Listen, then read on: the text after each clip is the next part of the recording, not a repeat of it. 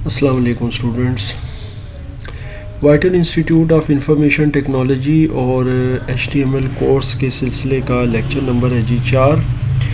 और आज के इस लेक्चर में हम कुछ एडिटर्स के ऊपर बात करेंगे कि एडिटर्स हम किस तरह यूज़ करते हैं और किस तरीके से हम HTML कोड को हम एडिट कर सकते हैं और उसमें सेव कर सकते हैं। देखें जी, सबसे सिंपल तरीक़ाकार जो मैं इससे पहले बता चुका हूँ आपको, वो है नोटपैड का।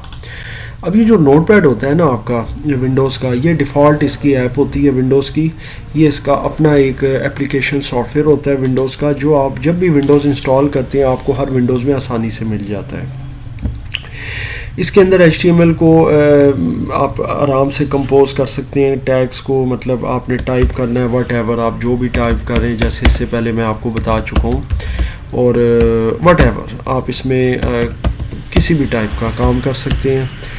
और जब सेव करना हो तो आप इसको सेव करते हैं, और सेव करके जनाब आप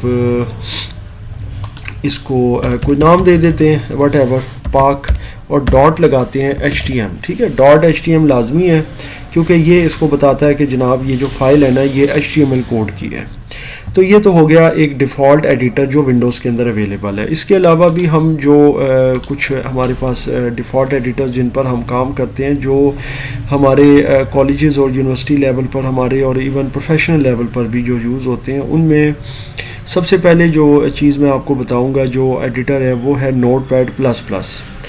कि नोटपैड प्लस प्लस पर आप कैसे काम कर सकते हैं। ठीक है, तो ये सब चीज़ें मैं इंशाल्लाह आपको इस लेक्चर में इंस्टॉल करके प्रॉपर और चलाकर दिखाऊंगा, और किस तरीके से HTML कोड को उसमें हम रन करते हैं वो भी आपको दिखाऊंगा। सबसे पहली चीज़ ध्यान में रखिएगा कि मेरे इस कंप्यूटर के ऊपर जिस पर मैं ये काम कर रहा हूँ उस पर है मोज़िला फायरफॉक्स ब्राउज़र। ठीक है, तो ब्राउज़र टू ब्राउज़र सपोर्ट को भी इंशाल्लाह मैं अगले आने वाले लेक्चर्स में आपको डिस्कस करके बताऊंगा, और साथ में HTML के मैं वर्जन्स और बहुत सारी चीज़ें हैं जो इसके अंदर हम करेंगे। हम सबसे पहले लिखेंगे यहाँ पर नोटपैड और प्लस प्लस, इसके बाद एंटर कर देते हैं। ये आपके सामने जो सबसे पहला लिंक आ जाएगा डाउनलोड्स नोटपैड प्लस प्लस, ये ऑब्वियसली इसका डाउनलोड का लिंक है। डैन हू जो है एक सॉफ्टवेयर डेवलपर है फ्रेंच, उनका ये बनाया हुआ सॉफ्टवेयर है। तो इसमें से आप लेट सपोज ये वर्जन आप सेलेक्ट कर सकते हैं, download notepad plus plus version 8.6.7। आप इस पर क्लिक करें तो ये जनाब आपके सामने आ गया, और ये डाउनलोड पर आपने क्लिक कर देना है जनाब, और ये अभी डाउनलोड स्टार्ट हो जाएगा। ये जनाब डाउनलोड आ गया, तो अब डाउनलोड हो गया कंप्लीट। आप यहीं से इसको चला सकते हैं, या फिर आपको पता है जब आप अगर यहाँ से नहीं चलाना चाहते तो ये बाय डिफ़ॉल्ट चला जाता है डाउनलोड्स के फोल्डर में। यहाँ पर आप डबल क्लिक करें और ये आपका कोड जो होगा ना इसका रन हो जाएगा। आई एम सॉरी, कोड नहीं बल्कि इसका जो सॉफ्टवेयर है। अभी इसको रन करते हैं, यस करते हैं, और ये जनाब आपके सामने इंस्टॉलर आ गया इसका। इसको आपने ओके कर देना है, उसके बाद नेक्स्ट, आई एग्री, और सिंपल ये 12 MB की स्पेस ले रहा है, बस इसको नेक्स्ट और इंस्टॉल करें तो ये जनाब आपका आ जाएगा। इसमें डेस्कटॉप आइकन की भी ऑप्शन थी जो मैंने अनचेक छोड़ी है, वो बाद में भी हम ला सकते हैं, रन नहीं करना, फ़िलहाल इसको फिनिश कर दें। तो ये नोटपैड प्लस प्लस आपके कंप्यूटर में इंस्टॉल हो गया है। अब ये कहाँ पर है ऐप, यहाँ से आपने क्लिक करना है, ऑल ऐप्स में जाना है। तो यहाँ पर अभी आपको ये नज़र आ जाएगा, इस पर राइट क्लिक करें, मोर और ओपन फाइल लोकेशन। ये चीज़ मैंने इसलिए की है ताकि आपको मैं बता दूं कि जनाब ये चीज़ आप यहाँ से निकाल सकते हैं। यहाँ से राइट क्लिक करें, कॉपी, और इसके बाद यहाँ पर कर दें पेस्ट।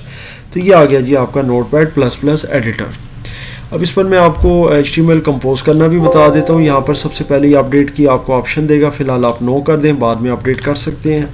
अच्छा जी, इसमें आपके सामने जो एक फ़ाइल ओपन है, मैं इसके अंदर एक छोटा सा आपको कोड लिख कर बता देता हूँ, क्योंकि फ़िलहाल तो इस लेक्चर में हम सिर्फ एडिटर्स को डिस्कस कर रहे हैं। BG कलर लेट सपोज मैं इसको दे देता हूँ ब्लैक, और उसके बाद इसको क्लोज़ कर दिया। अब सेव करना है तो फाइल में जाएंगे, यहाँ से करेंगे सेव, और इसके बाद बाय डिफ़ॉल्ट तो ये नोटपैड प्लस प्लस की डायरेक्टरी में जाते हैं। मैं डेस्कटॉप पे सेव करना चाहता हूँ, न्यू वन इसका डिफ़ॉल्ट नेम है, मैं इसकी जगह पर नाम रख देता हूँ पाक फाइल।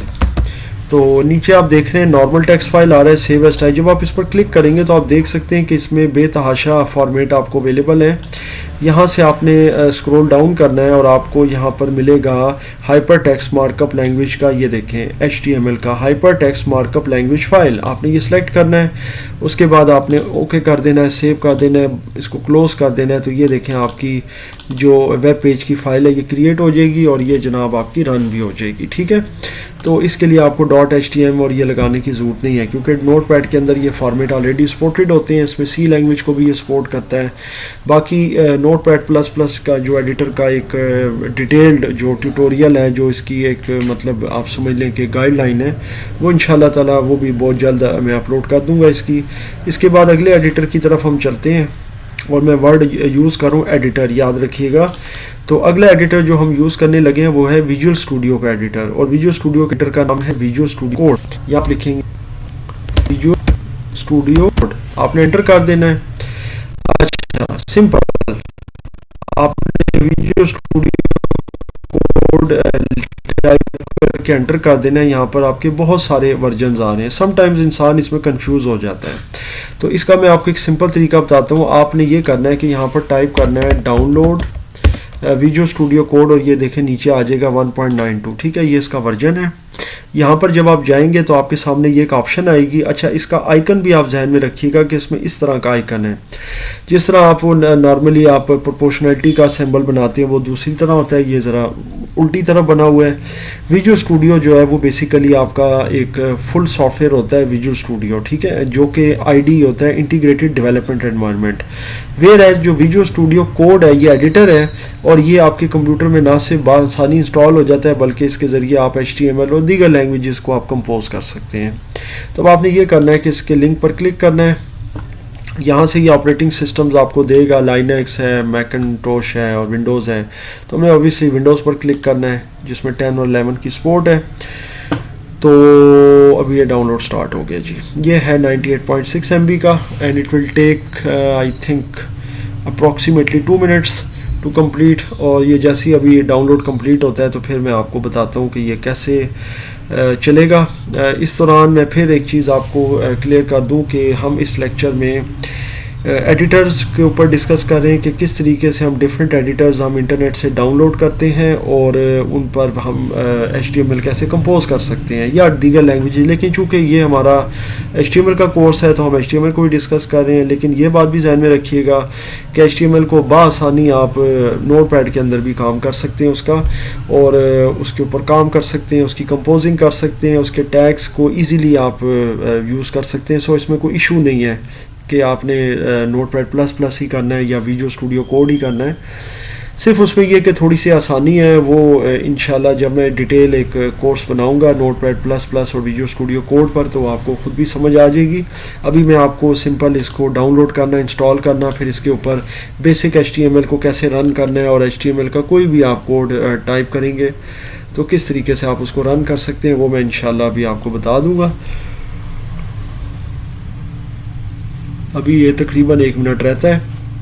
इस दौरान एक चीज़ आपको और बता देता हूँ कि नोटपैड प्लस प्लस में एक छोटी सी प्रेफरेंसेस होती हैं सेटिंग्स में जाकर। वो ये है कि अगर आपका जो ये आप HTML कोड ज़ाहिर टाइप कर रहे हैं, इसमें अगर आप का ये ऑटोमेटिकली यानी कि नहीं इंसर्ट कर रहा क्लोजिंग टैग, तो उसके लिए आप ऑटो कंप्लीशन में यहाँ जाएंगे और यहाँ से HTML और XML का जो क्लोज टैग है इसको चेक कर देंगे। तो इससे ये होता है कि ये ऑटोमेटिकली इसको इंसर्ट करता रहेगा। तो बहरहाल ये चीज़ है एक छोटी सी प्रेफरेंसेस में से। And in the mean while अब ये भी डाउनलोड होने वाला है, बस चंद सेकंड रह गए हैं। तो इसके बाद इंशाल्लाह इसको मैं इंस्टॉल करता हूँ और फिर आपको इसमें HTML कंपोज करना भी बता देता हूँ। बाय डिफ़ॉल्ट ये भी डाउनलोड्स के फोल्डर में जाएगा विजुअल स्टूडियो कोड। तो ये जनाब इंस्टॉल हो गया। याद रखिएगा कि ये 64 बिट है। ये इंस्टॉल हो गया जी और इसका वर्जन है 1.9। डाउनलोड्स में जाते हैं, यहाँ पर ये आपका आ गया विजुअल स्टूडियो कोड। इसको एक दफ़ा रिफ़्रेश करें। ये याद रखिएगा इसका ये वाला आइकन है, जबकि जो विजुअल स्टूडियो है उसका आइकन जो होता है वो यहाँ से क्लोज होता है। ठीक है, तो ये थोड़ा सा याद रखने वाली बात है। विजुअल स्टूडियो एक कंप्लीट सॉफ्टवेयर है, ID है यानी इंटीग्रेटेड डेवलपमेंट एनवायरनमेंट है, whereas Visual Studio Code जो है वो सिंपल एडिटर है। ये सिंपल आप समझ लें कि एक छोटा सा एक प्रोग्राम है जिसके ज़रिए आप एडिटिंग कर सकते हैं। आई एक्सेप्ट करते हैं सबसे पहले, नेक्स्ट फिर नेक्स्ट, उसके बाद फिर नेक्स्ट, और यहाँ से इन दोनों को मैं चेक कर देता हूँ, क्रिएट अ डेस्कटॉप आइकन, फिर नेक्स्ट और इंस्टॉल। तो ये जनाब अभी चंद सेकंड में इंशाल्लाह इंस्टॉल हो जाएगा हमारे कंप्यूटर पर। और फिर मैं आपको इसको रन करना और इसके अंदर HTML कोड को कंपोज करना भी बताता हूँ। तो ये जनाब इंस्टॉलेशन स्टार्ट हो गई है और चंद सेकंड लगेंगे और ये इंस्टॉलेशन इंशाल्लाह कंप्लीट हो जाएगी। और इसके बाद फिर हम देखते हैं इसको कंप्लीट करके कि क्या मामला है।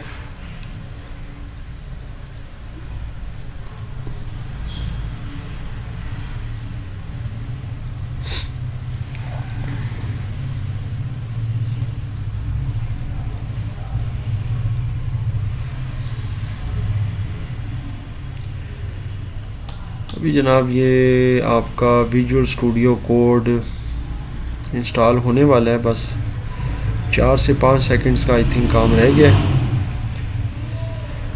इसके बाद जब ये इंस्टॉल हो जाएगा तो इसका आइकन यहाँ डेस्कटॉप पर आ जाएगा ऑटोमेटिकली।